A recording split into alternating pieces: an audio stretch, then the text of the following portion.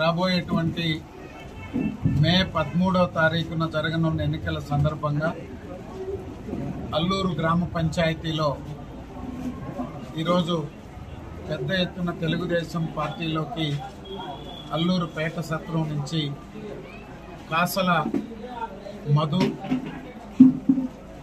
మస్తానయ్య గారి ఆధ్వర్యంలో వారి యొక్క బంధుమిత్ర గోపాలయ్య గారు కాసల మధు కాసల శ్రీనివాసులు మస్తానయ్య అందరూ వారి కుటుంబ సభ్యులందరూ 15 కుటుంబాలు ఈరోజు పార్టీలోకి రావడం, అదేవిధంగా గండవరపు మేస్త్రి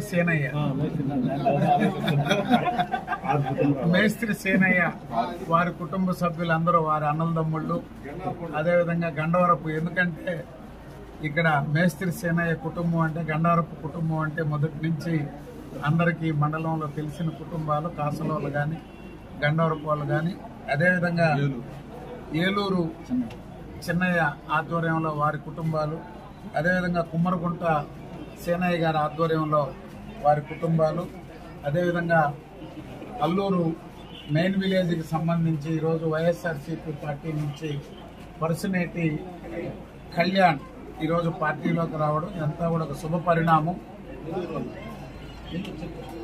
అందరూ అనేక కారణాలతో కొందరు తెలుగుదేశం పార్టీకి దూరం ఉన్నారు, వైఎస్ఆర్సీపీ పార్టీలో చేరి 2 సార్లు మద్దతు ఇచ్చిన కుటుంబాలు ఉన్నాయి.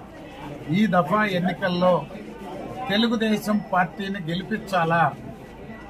2 అల్లూరు మండల వాసులు ఎమ్మెల్యేగా ఎంపీగా పోటీ చేశారు.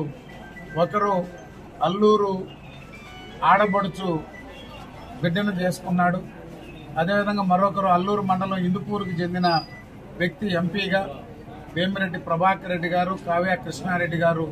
అందుకే అందరినీ కోరుతున్నాం, 2 సార్లు వైఎస్ఆర్ కాంగ్రెస్ పార్టీకి అవకాశం ఇచ్చారు ఇక్కడ ఎమ్మెల్యేగా ఎంపీగా.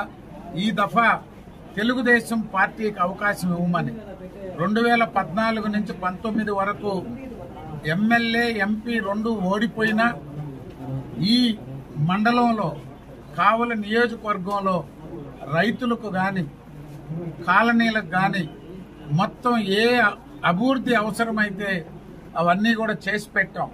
మేము ఒకటే అడుగుతున్నాం, తెలుగుదేశం పార్టీ అధికారంలో ఉంటే, తెలుగుదేశం పార్టీ ఎమ్మెల్యేలు ఉంటే అల్లూరులో హాస్పిటల్ వచ్చినా, లేక అల్లూరుకి తాగునీటి వసతి వచ్చినా, అల్లూరులో చివరి ఆయకట్టు వరకు నీళ్లు ఇచ్చేదానికి కాలువలు దువ్వినా, బ్రిడ్జిలు కట్టినా, తుమ్ములేసినా, అల్లూరు చెరువులు రిపేర్లు చేసినా అది తెలుగుదేశం పార్టీ హయాంలోనే జరిగినాయి.